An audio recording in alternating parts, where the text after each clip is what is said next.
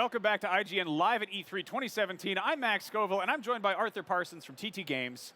You're the guys who make the Lego games. We are. You do that. I keep getting to talk to you about Lego stuff, and it's really wonderful because what kind of monster wouldn't be happy about talking about Lego video games? Absolutely, especially Marvel. Exactly, yeah. Lego video games. I love the last one. I had so much fun with that game, and you're making a direct sequel to it. We are. Lego Marvel Super Heroes 2 is exactly that. Right. We are even having a direct crossover. So, yeah, if you haven't played the first one, firstly, go and play it. But if you haven't, it doesn't matter. You'll get this epic original story. However, if you have played the first one, you'll notice at the end of level 1 of Lego Marvel Super Heroes 2, there's a direct crossover with where we left the post-credits of Lego Marvel Super Heroes 1. You've saved the Earth, and then the Guardians of the Galaxy turn up and say they're not here with regard to that. They're here for something else. This game is the something else. Right, and when the first game came out, Guardians of the Galaxy, the movie hadn't come out and blown up. And, exactly. And you had the Guardians in the first game, but they were based on original comic book appearances. Yeah. And now everyone's in love with the Guardians, and there's 2 movies under their belts, and you're clearly drawing from MCU kind of source material here. Yeah, definitely. Yeah, with this first level with the Guardians here, we feature them all. And then at the end of this, because they're on Xandar, there's been a call for help from Nova Prime, and something's going on, and then we find out that Kang the Conqueror's rocked up with his wife, Ravonna. They just happen to have turned up with Eson the Searcher, this huge giant celestial. So they're trying to evacuate Xandar. Then it's like, oh, actually, we probably need to go and tell the guys on Earth. So they fly to Earth. When they get there in the Milano, that's when we have this crossover. And from that point on, it just goes on this huge open epic scale. Right, and the whole thing with Kang the Conqueror is he's all about time travel and just he's such an underused character. Right, because it's a complete carte blanche to just pull from wherever and go. And you guys kind of have that already with it being Lego and getting to get silly and everything. Yep. We've seen some kind of teaser key art where there's Cowboy Captain America, there's Spider-Man 2099. You've got sort of like Planet Hulk with the funny hat. Is this the last Marvel characters we saw in Lego form were Lego Avengers, which was drawing from the MCU stuff, and now you've got MCU characters mixing in with that. Where does this fall in the relation to all this? Is it just everywhere? Yeah, predominantly this is kind of set entirely in comics. So it's an original story that we co-wrote with one of the Marvel comic book writers, and what we did was I've got a real big love for Kang the Conqueror, and there's Avengers Forever, which was like 1998. There's a 12-book run. And then the Kang Dynasty, which is a really good run in Avengers, 41 to 55, 16 books. So this story is inspired by that. And the idea with this is it's very much set in comics. It's very much set there. However, little Billy, who's 6, he may never, ever have seen or read or heard anything about Marvel. Right. He's gone and watched Guardians. He loves it. So obviously, we want to draw those people in. It's like, hold on, I like Guardians. What's this? Draw them in, take them on this epic journey through some comic content.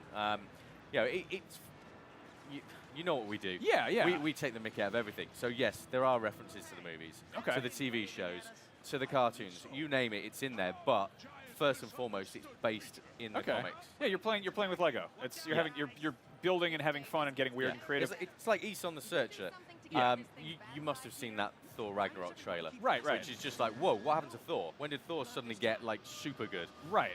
And Eson's actually in the background of that section with the Grandmaster. Where I'm not super well versed in the more sort of psychedelic, like Jack Kirby kind of stuff, but I recognize that funny face there. What's his story? So Eson the Searcher is a Celestial. So they are like super powerful. In all reality, Kang's kind of brought this guy from the future. He found him at the ends of time. And it's like, you know what, I'm going to give a real test to these guys. I'm going to bring Eson in, and let's have a bit of fun. Okay. Because Kang is all about, doing cool stuff from out of time, but he's not just going to turn up with, the Damocles base and just vaporize people. He likes to beat people fairly, reasonably fairly. Right. That sounds like that's a good villain. He's not just trying to wreck everything. Yeah, he wants to kind of have a good so time. he comes, he wants a good war, a good battle, so he's bringing Eson in. Gives us a good chance to kind of set things up at a high tempo. And then it kind of sets up the fact that it's this time travel. Like you say, you've got classic Kirby, Cowboy Captain America, but we've gone all ends. We've got, believe it or not, medieval Marvel heroes. Ooh. There are some Okay. awesome medieval Marvel Are heroes. you pulling from like 1602, or is it something weirder entirely? We are, yeah. Anywhere that you think we can go, Okay. we're going. And so these all cross over in the storyline. So you're actually having weird characters, what I would consider weird, like weird time. Yeah, we had one that there was like 2 pages of art for certain Egyptian characters. Okay. And we were like, they're too good not to put in. It's, you know, Oh. Egyptian Avengers. You know. Oh you never heard that okay. exclusive accent Okay. reveal. But, you know, and you have these guys crossing over with 2099 characters, Hydra Empire characters, you know, and it is so much fun to be able to have that interplay. You know, multiple versions of Hank Pym, for example. Yeah, he plays a big part of this, right? Like he's got. Yeah, yes, yeah. There's a Giant Man. Kind of, we have a lot of fun with Giant Man in the story. He's kind of like the butt of all the jokes, which is really, really cool. Okay, but he he's also gets he's fun. Mechanically, he's also fun because he can get small and he can get huge. Yeah, absolutely. And that's what we do a lot of the time. It's that whole sort of, you turn around and all there is on the screen is there's this giant pair of legs and he just kind of reaches down and passes something. You know, And they're funny, goofy, blocky Lego legs. Exactly. Yeah. Yeah. But yeah, this is why this has been so much fun, because we're getting to go and explore areas of the Marvel Universe we've never been, and it's the whole diverse thing. Our story, it's not a linear story. We've got a branching story for once. Right. I was going to ask about that because you had a beautiful big open world with the first game, and Yep. then with Avengers you were kind of jumping around in kind of time and place and settings in the films. Yep. Is there like a hub world here, or is it how do you jump around in time? Yeah, so the story kind of weaves in and out of various timelines, and some really kind of bizarre things go on and lots of twists and turns. But the core sort of base for everything is a place called Chronopolis, which is, in the comics, it's a city that Kang creates by ripping places from out of time and making one city that he can rule over. So we're bringing that to the player, and in there you have, you know, Wakanda, Atalan, Hala, underwater city of Lumeria, ancient Egypt, Hydra Empire. It's so cool. Okay. Hopefully we'll be able to show that a is little so bit, cool. but- Yeah, I will keep talking Yeah. until it shows up. Yeah, it's wicked, but it's all about personality to us. Every character having like the cool things you want them to do. For example, you know, Star-Lord, he can put his mixtape on and do Really? a little dance. Yeah. Here we go. Phil's going to get beaten up first, but when he's not getting beaten up, he can put his mixtape on, and then you get to listen to a bit of Redbone. And no matter what's happening, everyone just stops. And it's just a really cool thing.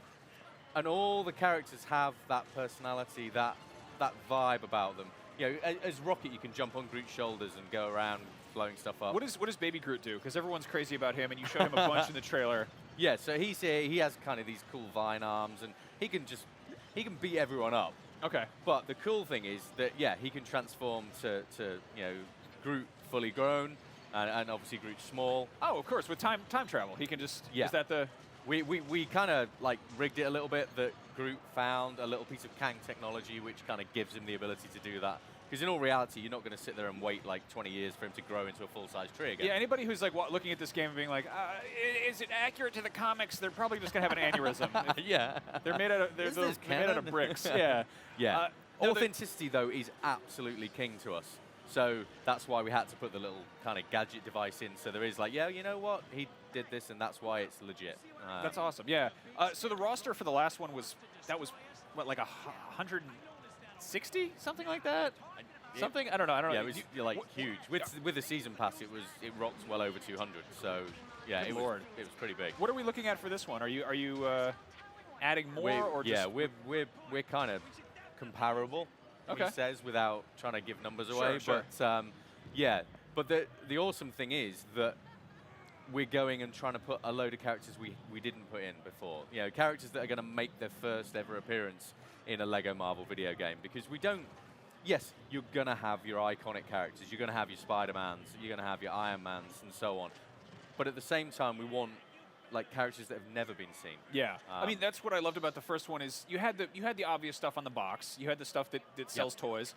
But then I got in there and you've got Howard the Duck running around. You know, you've got Exactly. Squirrel Girl, and I was like, oh, yes. You had Stan Lee as the Hulk. Like, that was awesome. Yeah. Are we going to see more kind of just really weird deep cut stuff like that too? Yeah, we have got some stuff in there that is, it's super surprising because we have a great relationship with the guys who work with at Marvel. And then when you go and you got that little bit of a scratch and you go, is it all right if we put this character in?